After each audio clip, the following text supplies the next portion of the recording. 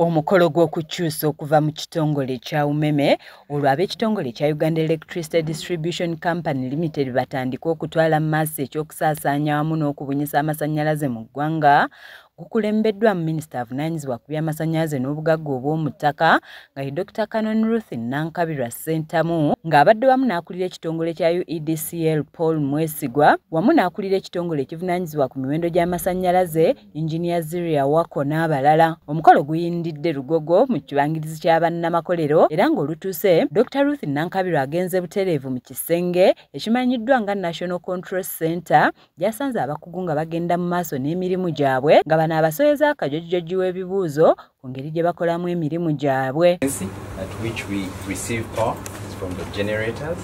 So this is at 50 Hz. So we ensure that this stays within the prescribed range.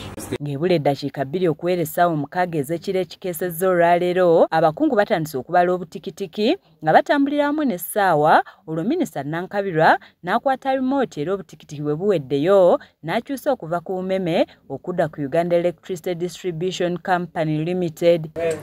10, 9, 8, 7, 6, 5, 4, 3, 2, 1.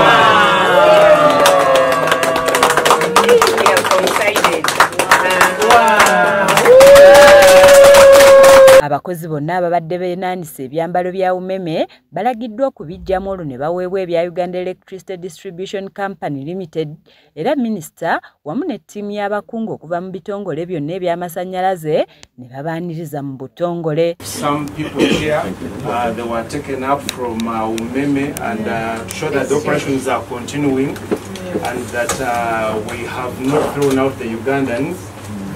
They are transitioning from UMEME to UEDCL. Excellent.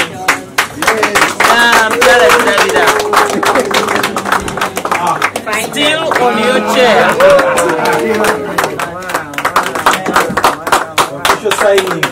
Bano minisita Nankabirwa abategeezezza nti kati bakozi ba UEDCL abajjuvu era bagende mu maaso n'okuweereza bannayuganda abatali kutaataaganyizibwa kwonna. We are here to appreciate you and to encourage you because we know you are holding the system.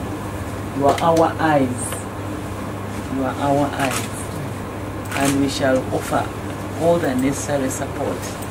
Ye Paul Mwesigwa atuwulidde lwaki bakyusizza okuva ku yaka nga kati tugenda kuba tukozesa ekigambo light eri abo bonna abagula amasannyalaze nga bakozesa amasimu gaabwe ng'asabye bannayuganda okuba abeegendereza nga bagula amasannyalaze olw'enkyukakyuka empya ezikoleddwa. Bino business birina okuweebwa ekitiibwa nti yaka UMEME yagiregisitalinga nga property yaayo oba nga ekyobusuubuzi bwakyo.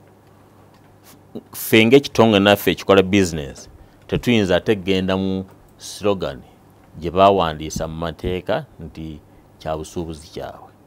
Kati naffe tulina ebyobusuubuzi byaffe ya UEDCL Light Pay era nga tusuubira abantu ajja bakola bulungi era bajja kubeera happy kuba akagambo light era kangu nnyo. Tugezezzaako okugula amasannyalaze amangu ddala ng'ebintu byakakyuka wabula nga buli kimu kibadde kyakyuse dda nga mu kiseera kino buli kimu kiri wansi wa mikono egya Uganda Electricity Distribution Company Limited. Nze Annette Namatovu ku lwa KSTV agaleero.